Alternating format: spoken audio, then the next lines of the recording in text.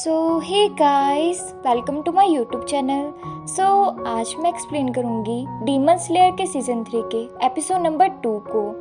Episode number 2 की शुरुआत में हम देखते हैं कि स्वॉर्डस्मिथ विलेज का एक छोटा बच्चा जिसका नाम कोतेत्सु है, वो मुइचिरो के साथ लड़ाई कर रहा होता है और बोलता है कि वो उसे चाबी किसी भी हालत में नहीं देगा। और उन्हें फाइट करते हुए तांजीरो भी दूर खड़ा देख रहा होता है कि तभी मुइचिरो उस बच्चे को एक चांटा मारकर जमीन में गिरा देता है।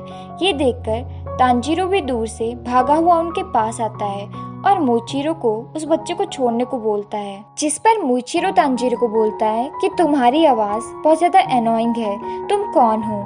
तांजीरो मुइचिरो का हाथ बहुत जोर से पकड़ता है, जिससे मुइचिरो को कोई फर्क नहीं पड़ता। तांजीरो मन में सोचता है कि इसकी आर्म्स तो मुझसे भी ज्यादा पतली है और ना ही ये इतना ज्यादा बड़ा इंसान है, फिर ये इतना ज्यादा स्ट्रॉन्ग कैसे है। मुइचिरो तांजीरो को उसका हाथ छोड़ने को बोलता है और एक ही झटके में तांजीरो से हाथ छुड़ाकर उसे नीचे गिरा देता है और बोलता है कि तुम बहुत ज्यादा वीक हो, तुम डीमन स्लेयर क्रॉप्स में क्या कर रहे हो। मुइचिरो नेजुको वाला बॉक्स देखकर बोलता है कि मुझे इस बॉक्स से बहुत ज्यादा अजीब फीलिंग आ रही है कि जैसे कोई डीमन इसमें हो। तांजीरो गुस्से में मुइचिरो को बोलता है कि इसे छूने की हिम्मत भी ना करना। अब तांजीरो उस बच्चे के पास जाता है और उससे पूछता है कि क्या तुम ठीक हो, तुम्हें ऐसे बड़ों से फाइट नहीं करनी चाहिए, ये तुम्हारे लिए डेंजरस हो सकता है। वो बच्चा बोलता है तुम चाहे मुझे जितना भी टॉर्चर कर लो, मैं तुम्हें चाबी किसी भी हालत में नहीं दूंगा क्योंकि अब ये टूटने वाला है। जिस पर मुइचिरो उस बच्चे को बहुत रूड तरीके से बोलता है, तो क्या हुआ अगर ये टूट जाएगा, तुम दूसरा बना लेना। तुम्हें पता है एक हाशिरा का टाइम तुम नॉर्मल स्वॉर्डस्मिथ से कितना ज्यादा इम्पोर्टेंट होता है। तुम स्वॉर्डस्मिथ लड़ नहीं सकते और ना ही किसी की जान बचा सकते हो, तुम सिर्फ हथियार बना सकते हो। तो अपनी जगह न भूलो, तुम अब बच्चे नहीं हो और लाओ चाबी मुझे दो। मुइचिरो की ये बातें सुनकर वो बच्चा रोने लगता है कि तभी तांजीरो मुइचिरो को बोलता है कि तुम बहुत ज्यादा रूड हो। माना कि तुमने जो कुछ कहा वो सच है, लेकिन स्वॉर्डस्मिथ की जॉब भी बहुत ज्यादा इम्पोर्टेंट होती है। ये भी दिन रात लगाकर हथियार बनाते हैं, इनके बिना हम स्वॉर्ड्समैन कुछ भी नहीं है। स्वॉर्ड्समैन और स्वॉर्डस्मिथ दोनों को ही एक दूसरे की जरूरत है। हम सभी एक ही बैटल के लिए फाइट लड़ रहे हैं। तांजीरो की ये बातें मिस्टर हागा नेजुका भी छुपकर सुन रहे होते हैं। मुइचिरो को तांजीरो की इन बातों से कोई फर्क नहीं पड़ता। वो तांजीरो को बोलता है कि मेरे पास तुम्हारी इस बोरिंग स्पीच को सुनने का टाइम नहीं है। मुइचिरो तांजीरो को धक्का मारकर वहाँ से चला जाता है, जिससे तांजीरो बेहोश हो जाता है। कोतेत्सु बोलता है कि मैं इसे अकेले यहाँ से कैसे उठा कर ले जाऊं, जिस पर मिस्टर हागा नेजुका उसे बोलते हैं कि मैं इसे यहाँ से उठा कर ले जाऊंगा।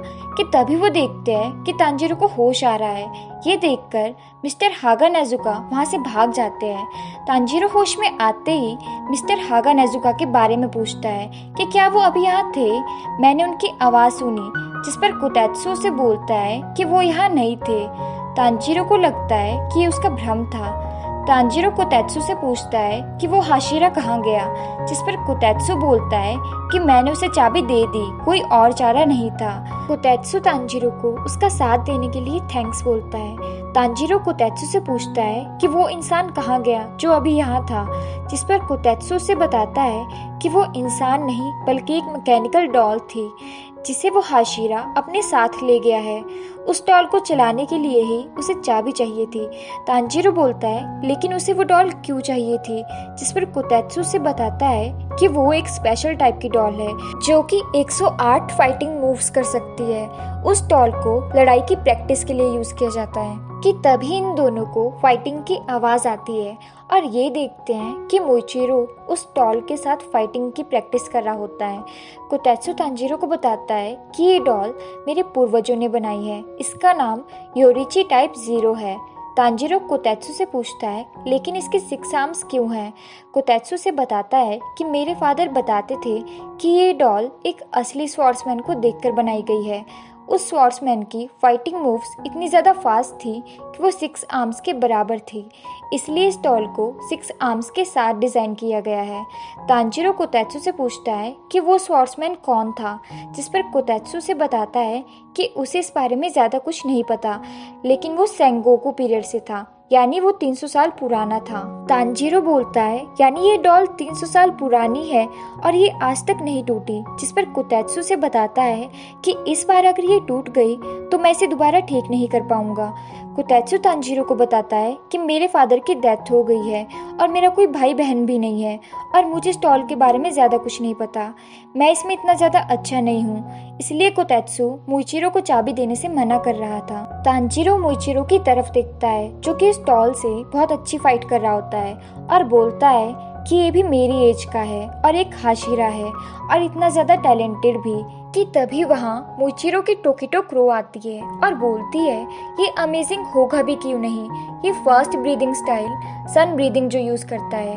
तांजीरो मुइचिरो की तरफ देखता है और बोलता है लेकिन ये अभी सन ब्रीदिंग नहीं यूज़ कर रहा है, जिस पर गुस्से में आकर वो टोकिटो क्रो तांजीरो के गाल पर काट देती है। कि तभी तांजीरो को याद आता है कि उसने उस मैकेनिकल डॉल वाले आदमी को अपने ड्रीम में देखा था, जिस पर वो टोकिटो क्रो बोलती है कि ऐसा हो ही नहीं सकता, ये तो सेंगोकू पीरियड का स्वॉर्ड्समैन है। जिस पर कोतेत्सु बोलता है कि ऐसा हो सकता है, क्या पता ये तुम्हारे पूर्वजों की मेमोरीज हो। कि तभी इन्हें एक आवाज आती है और इन्हें पता चलता है कि मुइचिरो ने फाइटिंग में उस मैकेनिकल डॉल की एक आर्म तोड़ दी है और इससे कोतेत्सु को बहुत बुरा लगता है और वो वहाँ से भाग जाता है। तांजीरो कोतेत्सु को मनाने के लिए उसके पीछे भागता है। तांजीरो को कोतेत्सु एक पेड़ पर दिखता है जहाँ कोतेत्सु बहुत निराश होता है। तांजीरो कोतेत्सु को मोटिवेट और अच्छा महसूस कराने के लिए अपनी और नेजुको की स्टोरी सुनाता है और जिसे सुनकर कोतेत्सु मोटिवेट हो जाता है। और इसके बाद तांजीरो और कोतेत्सु वापस जा ही रहे होते हैं कि रास्ते में उन्हें मुइचिरो मिलता है, जिसके हाथ में कोतेत्सु की डॉल का एक हाथ और तलवार होती है। ये देखकर कोतेत्सु अपनी डॉल की तरफ भागता है और तांजीरो भी उसका पीछा करता है। वैसे तो कोतेत्सु की डॉल की बहुत बुरी हालत हो गई थी, लेकिन उसकी डॉल फिर भी काम कर रही थी। अब कोतेत्सु तांजीरो को अपनी डॉल के साथ ट्रेनिंग करने को बोलता है। अब तांजीरो उस डॉल के साथ ट्रेनिंग करने की कोशिश करता है तो वो बहुत बुरी तरह से मार खाता है। कोतेत्सु तांजीरो को बोल देता है कि जब तक तुम इस डॉल से मार खाओगे तुम्हें खाना नहीं मिलेगा। ये सुनकर तांजीरो की हवा टाइट हो जाती है, लेकिन तांजीरो जैसे तैसे डॉल के एक हमले को डॉच करके डॉल पर एक स्ट्राइक मार देता है, जिससे इम्प्रेस होकर कोतेत्सु तांजीरो को खाना दे देता है। खाना खाने के बाद तांजीरो उस डॉल के साथ प्रैक्टिस करने जाता है, जहां तांजीरो एक बहुत अच्छा मूव यूज़ करता है, लेकिन इस मूव को यूज़ करने से तांजीरो ज़ोर से ज़मीन पर गिर जाता है, जिससे तांजीरो को बहुत पेन होता है। लेकिन तभी वो डॉल अचानक ही टूटने लगती है, जिसे देखकर तांजीरो और कोतेत्सु दोनों ही डर जाते हैं। डॉल के टूटने के बाद उसके अंदर से 300 साल पुरानी एक स्वॉर्ड निकलती है, जिसे देखकर तांजीरो और कोतेत्सु दोनों ही शॉक हो जाते हैं और यही एपिसोड खत्म हो जाता है। Thanks for watching. अगर आपको वीडियो पसंद आई हो तो चैनल को लाइक शेयर सब्सक्राइब जरूर करें।